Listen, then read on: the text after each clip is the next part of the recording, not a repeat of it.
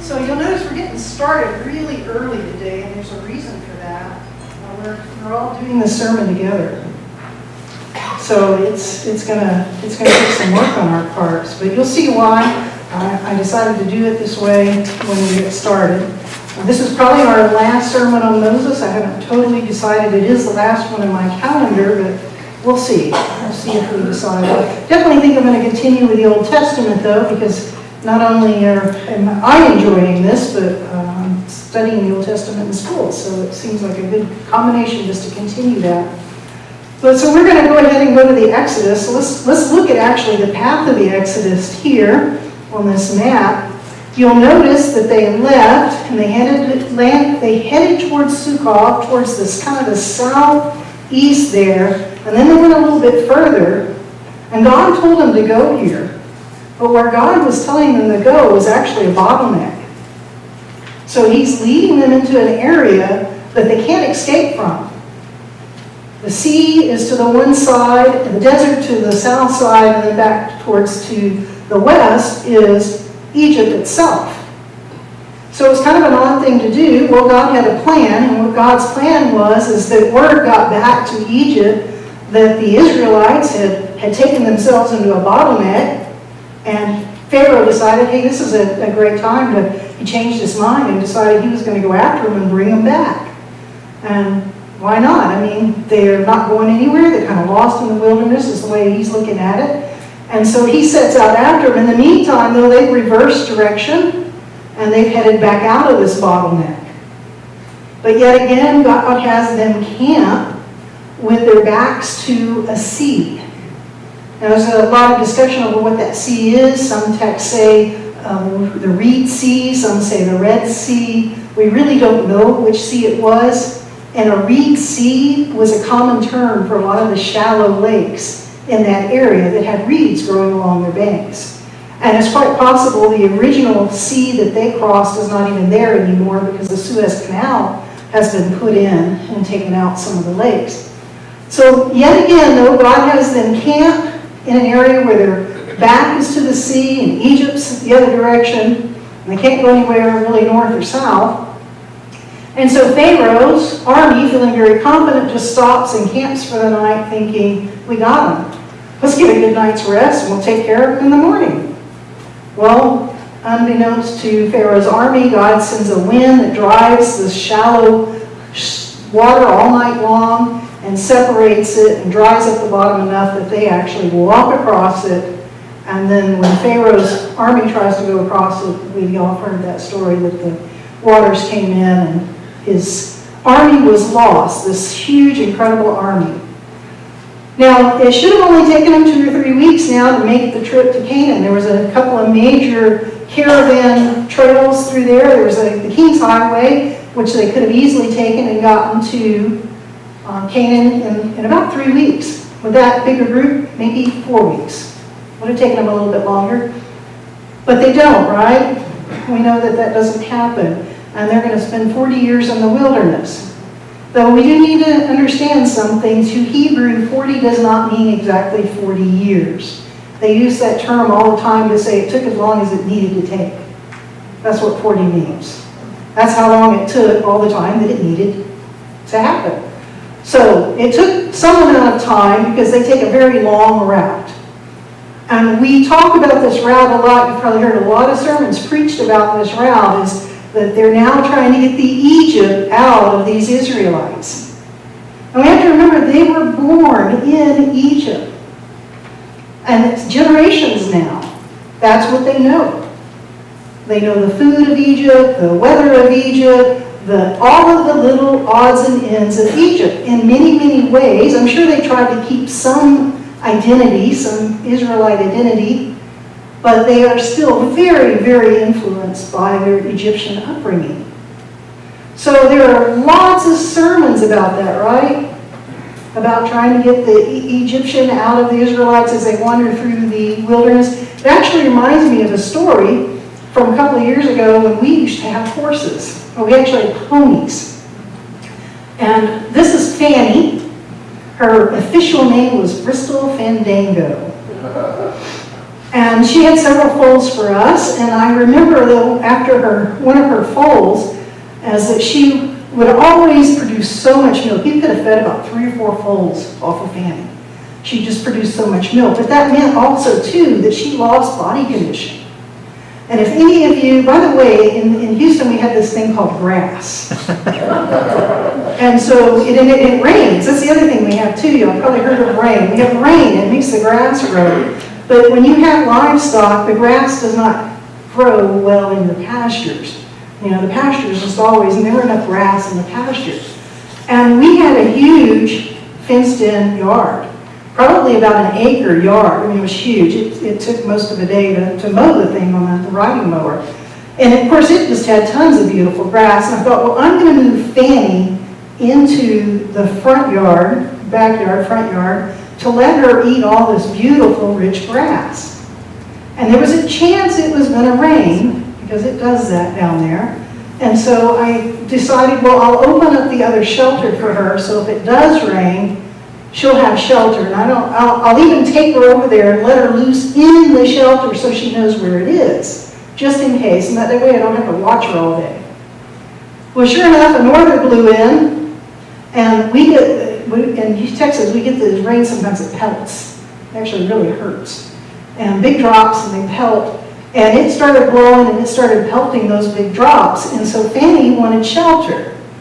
Did she go to the shelter that was in the yard that she had access to? No.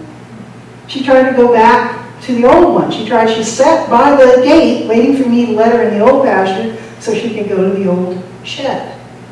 And a lot of times that's what happens to us when we're on some new spiritual journey, or we're dealing with some habit in our lives, or some temptation or addiction we're struggling to get over, to get away from, is that when we get a little bit stressed, when things start pelting and hurting a little bit, our reaction is to go back to what we know, to go back to what's safe and comfortable and familiar. So there are lots and lots of great sermons. I preached some myself actually about how, that struggle of the Israelites trying to get Egypt out of their system and moving on. But what I'm going to talk about today actually is Moses. I want to look at the response of Moses to what was happening to the Israelites, because God calls all of us into pastoral ministry. Every one of us is called to care for people. And all of us have probably been around people that came to us needing help with something they were working on in their life. Maybe some kind of temptation they wanted to overcome, some kind of addiction, they wanted somebody to walk with them. Or maybe even just God has asked you to partner with somebody that's beginning their spiritual journey. And sometimes that work's not easy, is it? Sometimes it gets kind of hard, especially some of the person's temptations and addictions do not make sense to us. They're not things we've struggled with, or they're things that just seem very opposite to how we would do things. We can find it very hard to carry, and what Jesus actually called be poured out for someone else. Jesus talked about being poured out as a drink offering. As a matter of fact, at the Garden of Gethsemane, you heard him talking to God, and he said, if this cup could be taken from me. And that's what he was talking about, as he realized his life was being poured out as a drink offering. And he was asking that God take it away because it was starting to scare him. But he accepted it anyway, right? Well, sometimes we get asked to pour our lives out as a drink offering for someone else. And sometimes it's hard, and sometimes it's scary. So I think if we look at what Moses did, and we're going to do that together, if we look at what Moses did, we can come away with some ideas and things to help us when we are working with someone else. So let's look at the first set of, and I put a shortened version up on the screen, and then I'm going to read the longer version, and I'm going to have some questions, and this is going to be interactive. We haven't been able to have Bible studies, no Sunday school in a long time, so this is kind of our little Bible study in the middle of COVID. So, all right, this is what the people did. As Pharaoh drew near, the Israelites looked back, and there were the Egyptians advancing on them. In great fear, the Israelites cried out to the Lord. They said to Moses, "Was it because there were no graves in Egypt that you have taken us away to die in the wilderness? What have you done to us, bringing us out of Egypt? Is this not the very thing we told you in Egypt? Let us alone and let us serve the Egyptians. For it would have been better for us to serve the Egyptians than to die in the wilderness. So you ever been walking with somebody, they're struggling with something, and they're just get to a point where it's just too hard and they're mad and they want to go back? So here's how Moses responds. But Moses said to the people, do not be afraid. Stand firm and see the deliverance that the Lord will accomplish for you today. For the Egyptians whom you see today, you shall never see again.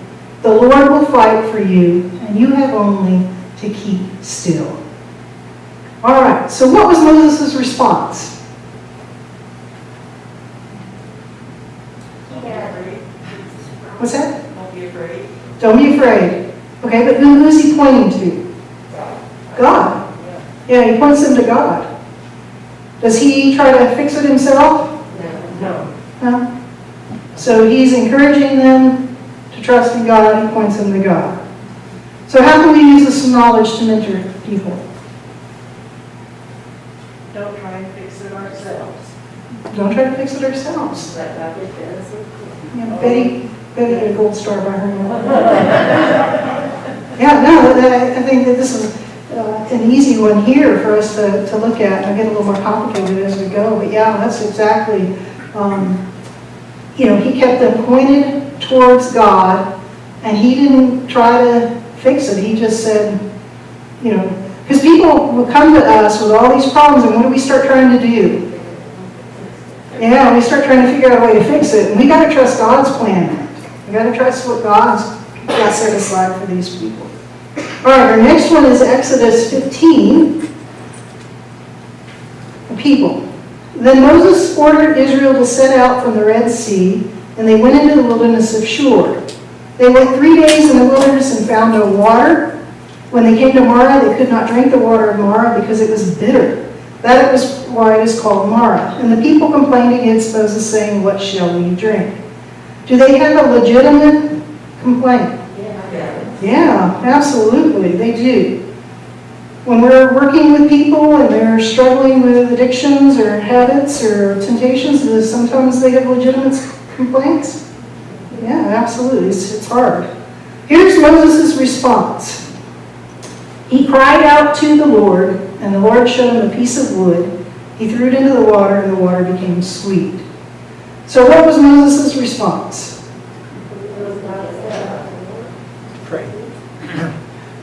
We may have to do hands. Sorry, what was Moses' response? Sorry, so Patty, I heard you. Go to the Lord. So the first thing he did was went to the Lord. All right, what did he do next? Why? Because God told him to. Exactly right. So God gives him some instructions, and he does it. So he goes to God, and then he follows instructions. So how can we use this knowledge when mentoring people? Yeah, go to God, and then listen. That's the hard part. Listen, and then do what he says. All right. And believe it or not, sometimes he may tell us to leave it alone. And that can be hard. Exodus 16. The whole congregation of the Israelites complained against Moses and Aaron. And by the way, some of these are only days apart. So you can imagine how Moses is starting to feel. The whole congregation of the Israelites complained against Moses and Aaron in the wilderness. The Israelites said to them, if only we had died by the hand of the Lord in the land of Egypt, when we sat by the flesh pots and ate our fill of bread, for you have brought us out into the wilderness to kill this whole assembly with hunger. Again, a legitimate complaint. I mean, now they've gone from thirsty to now hungry. And gosh, we all know, if you remember back to your own spiritual journey, there are spots of it that are hard. It's really hard to walk sometimes, really hard to get rid of some of the old habits we had. So here's Moses' response. Then the Lord said to Moses, I am going to rain bread from heaven for you, and each day the people shall go out and gather enough for that day. In that way I will test them whether they will follow my instructions or not. On the 6th day, when they prepare what they bring in, it will be twice as much as they gather on other days. So Moses and Aaron said to the Israelites, everything God had just said. And Moses said, when the Lord gives you meat to eat in the evening and you're full of bread in the morning, because the Lord has heard the complaining that you uttered against him, what are we? Your complaining is not against us, but against the Lord. All right, so the people complain because they're hungry. God tells Moses what he's going to do. So now, how does Moses respond?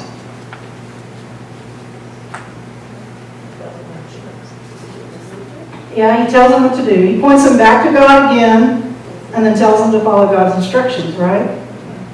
Okay. So again, Moses is pointing the people towards God. So what do you make of the phrase where Moses said, your complaining is not against us, but against the Lord?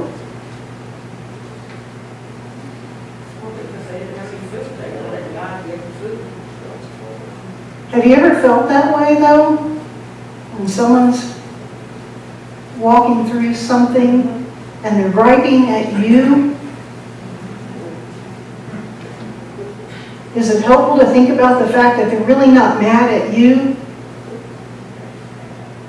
Judy?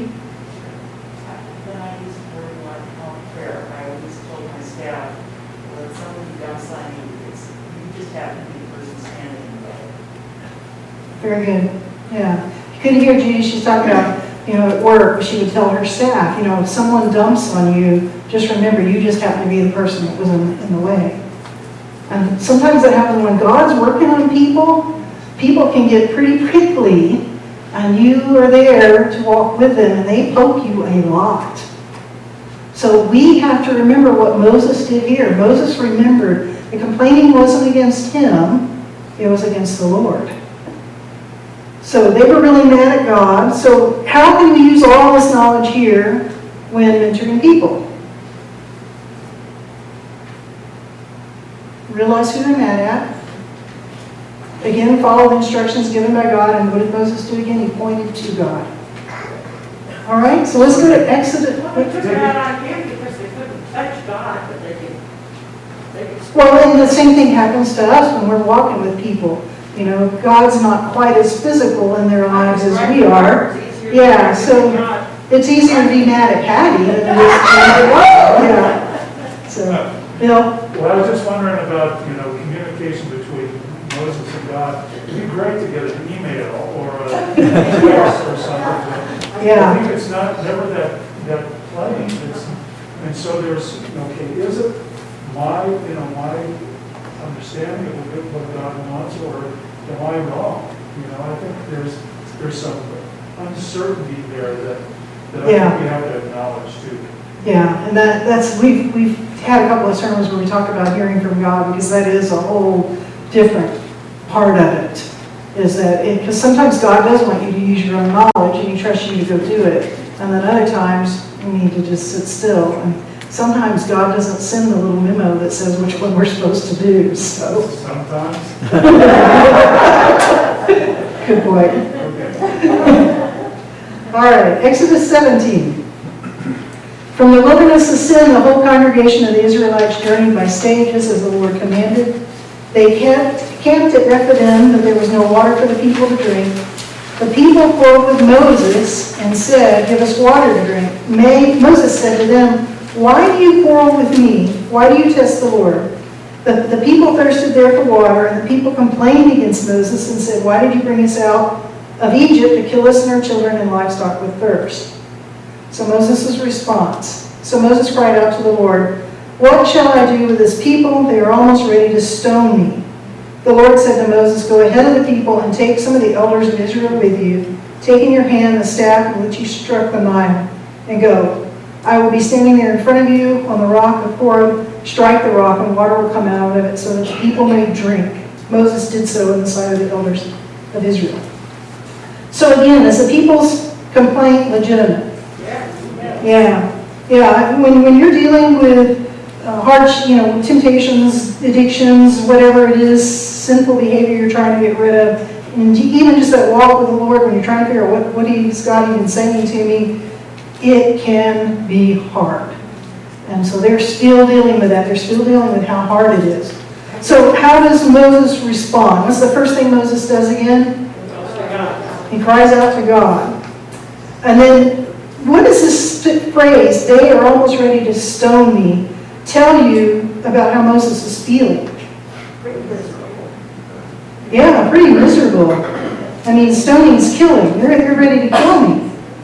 So do you think Moses is getting kind of beat up by this whole mentoring gig? Yeah, he's getting pretty whooped. And I think a lot of us have been in that position when we're mentoring people and stuff. Even when you're just trying to be friends sometimes with somebody and you're trying to help them and you start feeling pretty beat up. They're just really beating on me. So what does God do? He gives him some instructions, right? And what does Moses do? Follows them. Yeah. All right, next set, Exodus 32. When the people saw that Moses delayed to come down from the mountain, the people gathered around Aaron and said to him, "Come, make gods for us. Who shall go before us? As for this Moses, the man who brought us up out of the land of Egypt, we do not know what has become of him." So Aaron had them, and I'm going to paraphrase the next part. Aaron had them all take their gold rings off, and he cast an image of a calf. Remember, the cattle were important to the Egyptians. They had several gods that were in the shape of cattle. And then Aaron built an altar to the calf, and they did some festivals and burnt offerings to the calf. And then I'm going to pick up at verse 7. The Lord said to Moses, "Go down at once. Your people, whom you had brought up out of the land of Egypt, have acted perversely. They have been quick to turn aside from the way I have commanded them. They have cast for themselves an image of a calf and have worshipped it and sacrificed to it and said, 'These are your gods, O Israel, who brought you up out of the land of Egypt.' The Lord said to Moses, 'I have seen this people, how stiff-necked they are. Now let me alone so that my wrath may burn hot against them and I may consume them, and of you I will make a great nation.'" So what has happened to the people? Think about it, if it was a spiritual journey, what has happened to them? Their leaders left and they're concerned. Yeah, they feel leaderless, they're feeling lost, and what do they want to do? They're like Fanny, they want to go back to what's familiar and comfortable. So they're looking for the gate to the shed that they know. So what's God's response to this? He's not happy, is he? So he sends Moses back to him. And he tells Moses that he's so angry with them, he's just going to consume them and make a great nation of just Moses. So let's read Moses' response. But Moses implored the Lord his God and said, "O Lord, why does your wrath burn hot against your people, whom you brought out of the land of Egypt, with great power and with a mighty hand?" You notice how he turned that around? God had told Moses, "It's your people. You brought them out of Egypt." Moses said, "No, those are your people. You brought them out of Egypt." Why should the Egyptians say it was with evil intent that he brought them out to kill them in the mountains and consume them from the face of the earth? Turn from your fierce wrath, change your mind, and do not bring disaster on your people. Remember Abraham, Isaac, and Israel, your servants, how you swore to them by your own self, saying to them, 'I will multiply your descendants like the stars of heaven, and all this land I have promised I will give to your descendants, and they shall inherit it forever.' And the Lord changed his mind about the disaster that he planned to bring on his people." All right, so what was Moses' response?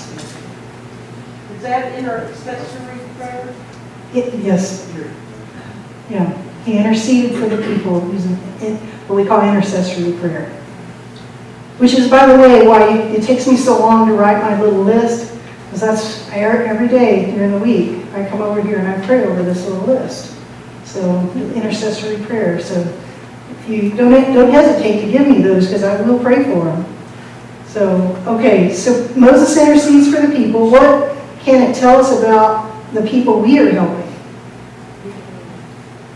And people fall away. Yeah, people fall away sometimes. So how can we use this knowledge to mentor people?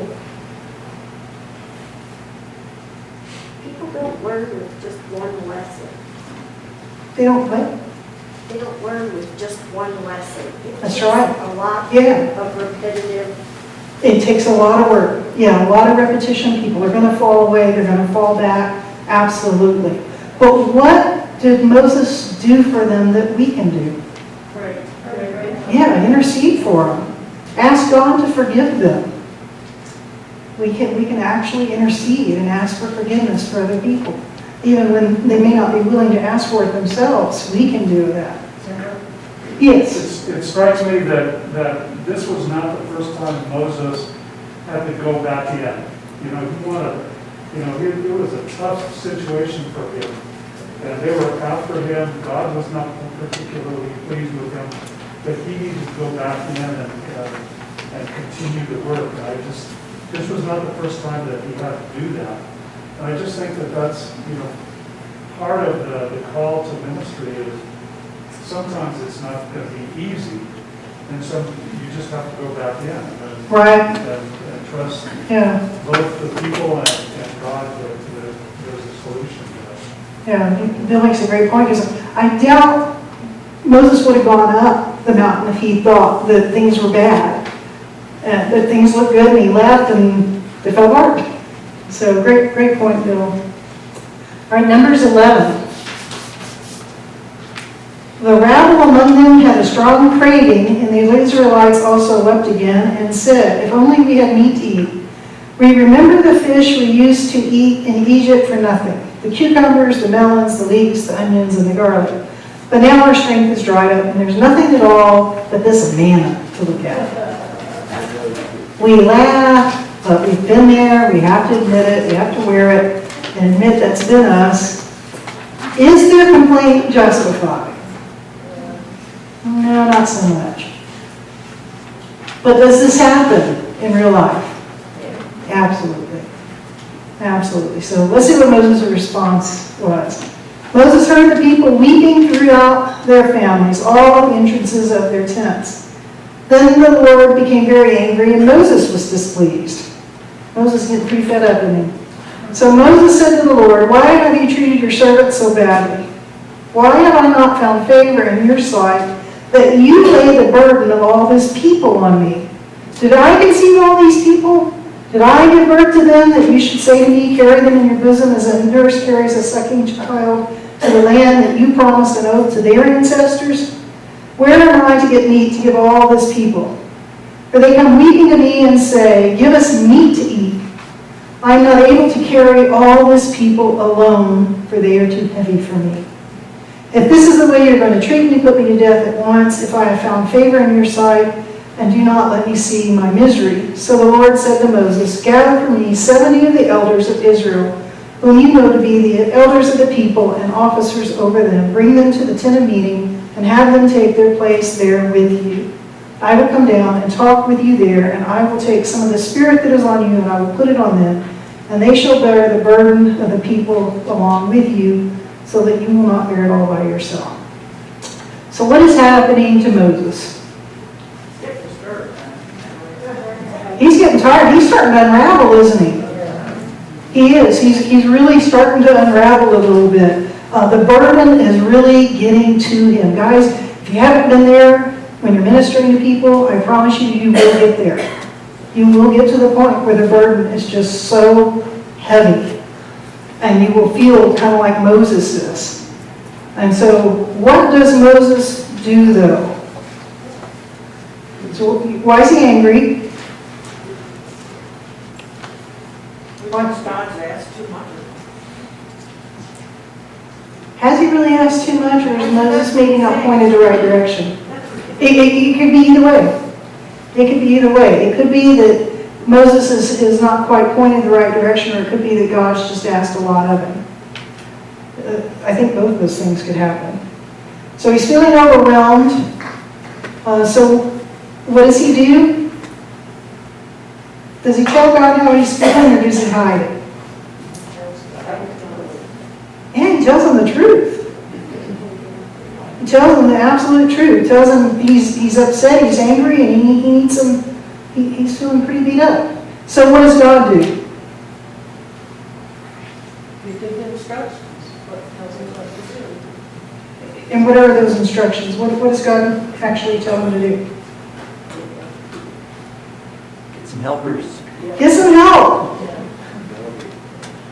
Do we always have to carry all of the ministry ourselves? No.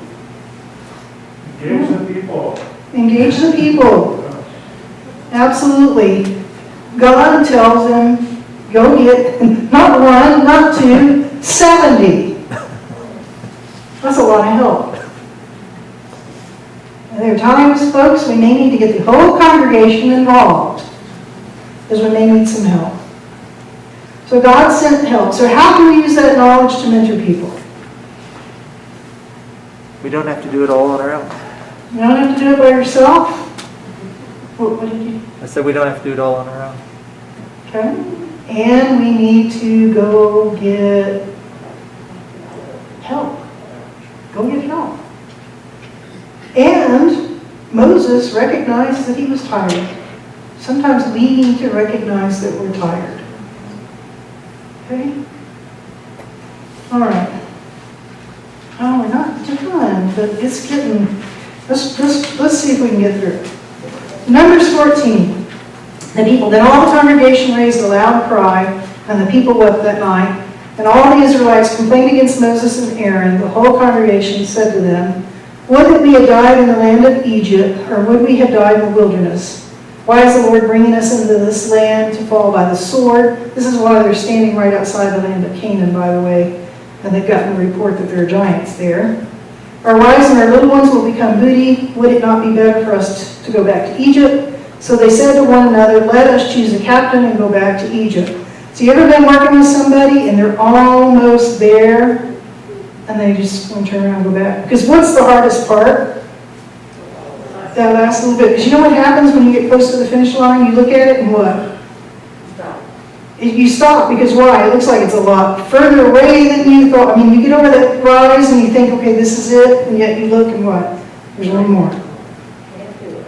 Can't do it. At last, you just have no energy left, that last little bit, or it just looks uphill from here. You know, it just, you've used all your strength, and you've gotten almost there. So Moses' response. Then Moses and Aaron fell on their faces before all the assembly of the congregation of the Israelites. And Joshua, son of Nun, and Caleb, son of Jephunneh, sounds good, who were among those who had spied out the land, tore their clothes and said to all the congregation of the Israelites, the land that we went through as spies and is exceedingly good land. If the Lord is pleased with us, he will bring us into this land and give it to us, a land that flows with milk and honey. Only do not rebel against the Lord and do not fear the people of the land, for they are no more than bread for us. Their protection is removed from them, and the Lord is with us. Do not fear them. All right, so what has happened to the people? Are they legitimate? They're scared, and it may or may not be legitimate. Probably shouldn't be a legitimate concern, but their humanness, they see this people, and they're worried about how they're going to take care of it. So what does Moses do? Well, he sent spies out to check it out and see what's happening. Okay, so now the spies are back. They don't. The people are upset. So what does Moses do? It's that very first. Wait, I'm getting lost in my own notes. Oh, here we go. Moses fell on the ground. Does anyone know what that means? He's praying. So Moses is praying. So then what does Moses do? The hint? Nothing. Moses does nothing. What happens instead? Yeah, the spies actually step in. The spies step in and take over and give their report. So how can you use that in ministry? Delegate and listen. Delegate. Delegate. Sometimes it's better to let someone else do the talking.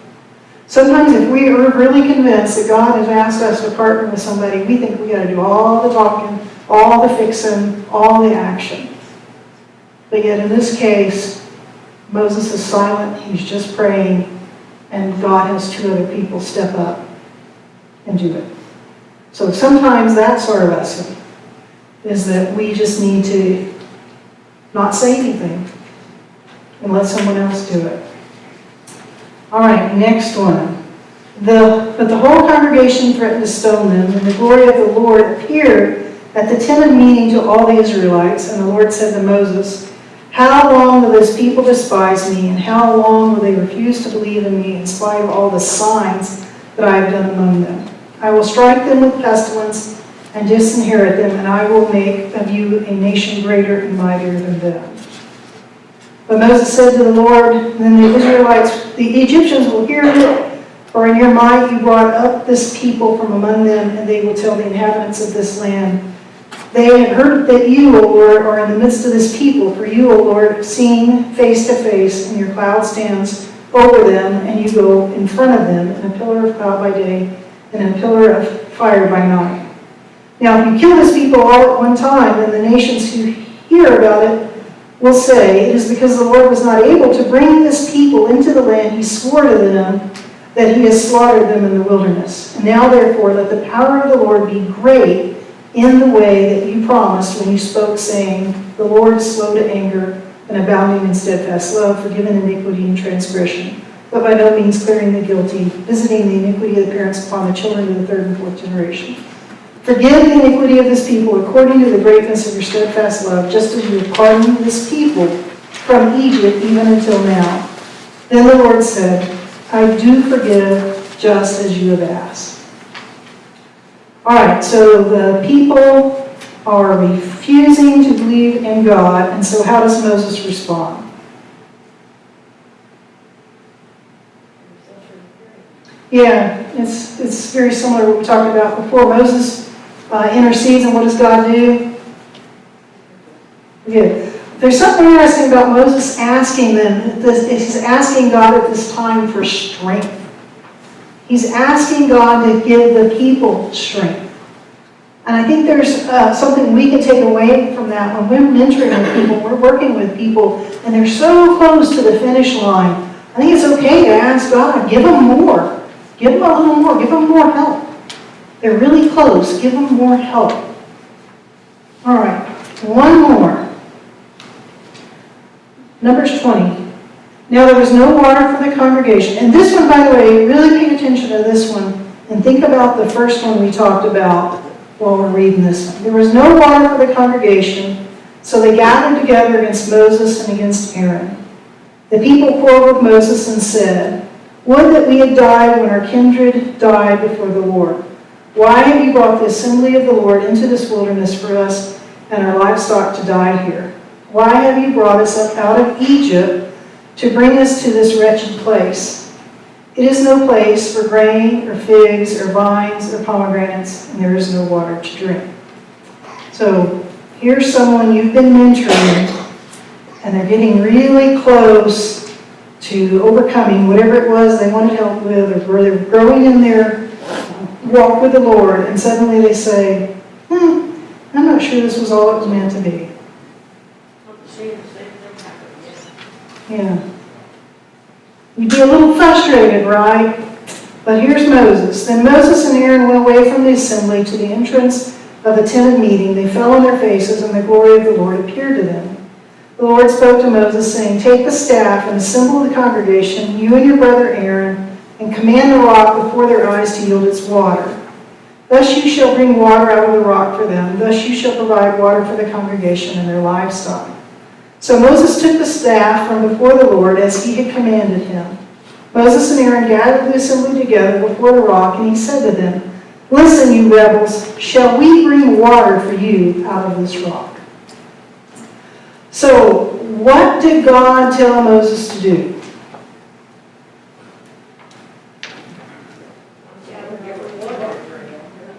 Command the rock, right? So in all of these that we've looked at, when Moses has followed the instructions of God, who has he pointed the people to? Who does he point the people to this time? I think someone over here said it. Who's he pointing at to?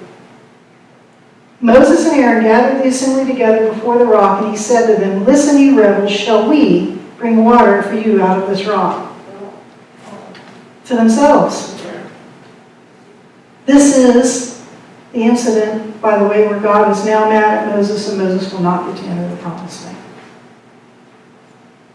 That's a lot of people ask, why didn't Moses get to go?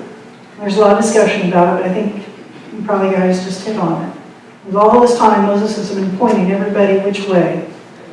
To God. And now suddenly he says, shall we? And he's angry too. Can you blame him? So, our knowledge to mentor people, Thirsty, I just get my water. how can we use this knowledge to mentor people? Don't do it our own way, trust God's way, right? All the way to the end. All the way to the end. Thank you, Elaine. Very good. All right, so see, you just preached a sermon to yourselves.